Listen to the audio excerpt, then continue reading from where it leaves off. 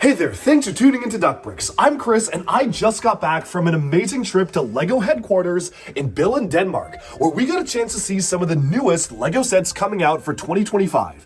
One of those is a set for a brand new sub-series, or so I believe, and that is Leonardo da Vinci's flying machine. The very first time an ancient vehicle or mechanism like that has been depicted in a LEGO set, but hopefully not the last, because I can think of a lot of other really cool ideas they could do if this set is popular. We got a chance to hear from the LEGO designers a full presentation of what it took to design this set, all the different functions, and even see some of the moving features in action. And so, without further ado, let's jump into it right now.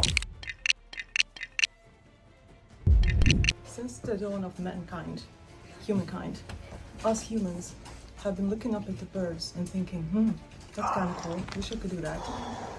And there was one man that made more than 500 doodles and sketches on the topic of human flight. And then one woman and her team took one of those sketches and made a really awesome LEGO model. And today I wish I could go back in time and meet this really cool Renaissance guy and just like ask him, dude, what were you thinking? So, without much further ado, I would love to present you Mr. Leonardo da Vinci's Flying machine. flying machine.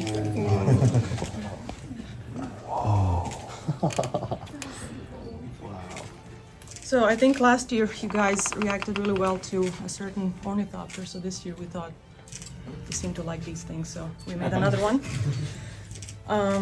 So we took one of Da Vinci's famous little sketches and wanted to make a cool model. It does not fly, but it can descend rapidly. Fastest is about 9.8 meters a second. So yeah, the color scheme we chose because we wanted to stay true to his vision that a machine like this would be made out of wood, linen, ropes. So yeah, does it flap? Yes, it does. So if you're a child and if you have smaller hands, you can hold it here, and then you can just do flap, flap. Whoa. Or if you're like me and you want to kind of switch it around. Yes. I do this all day, like. It's true. So yeah, I mean that's pretty much it. We have some really fun elements in this guy. We made. Oh, I forgot to say, compared to another ornithopter, this one does come with a stand. Okay, hope you appreciate that. And this guy here made this guy here. Yes, we got to design Lego Leonardo da Vinci, and he gets to hold one of his little sketches, and we decided to hide a little Easter egg of it being a sketchy version of that very ornithopter there. Yes. And the more eagle-eyed among you might spot later on that some of his letters look backwards for some reason. And then of course we've got the wings. We have the wings, beautifully printed wings. Very simple, but we wanted to make sure they fitted with the language of the model that Antisa had built. That's it. Unless you have questions, I'm just gonna do this. Did you consider other options at the beginning, or was this pretty much the one you knew you wanted to do right away? I think we had a few. Just we were playing around. This one ended up being looking really cool. What reference and research did you do, Antisa? I think Nathan found a really cool shape of wings that we kind of wanted to follow. So I think we started with on this particular version, started with the wings, with the shape. I wanted to get that right, and then everything else came together. This was actually one of the most challenging and the coolest models that I've worked on. It is deceivingly simple, but it was an extremely difficult model. I had a team of engineers there helping me with these weird pulley systems and physics and stuff. So yeah. Do you mind turning it down?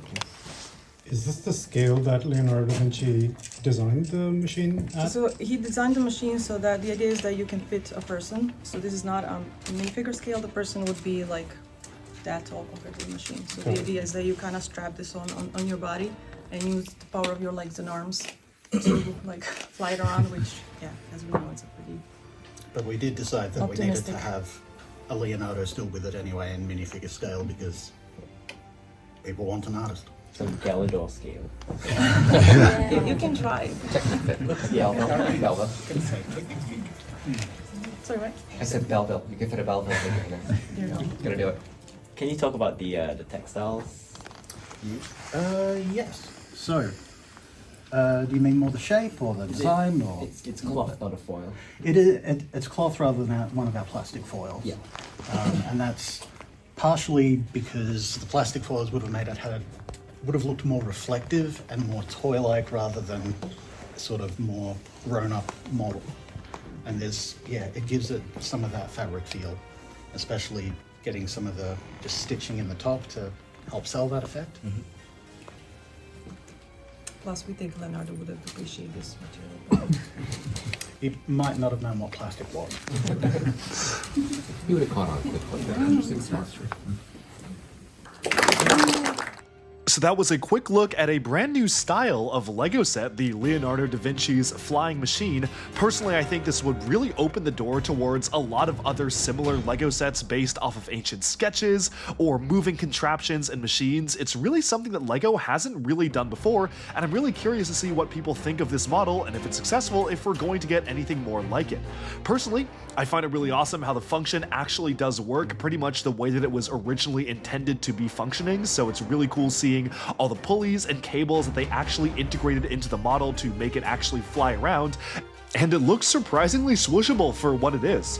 Let me know in the comments, what do you think of this build? Do you want Lego to continue to branch out and do more interesting random one-off sets like this?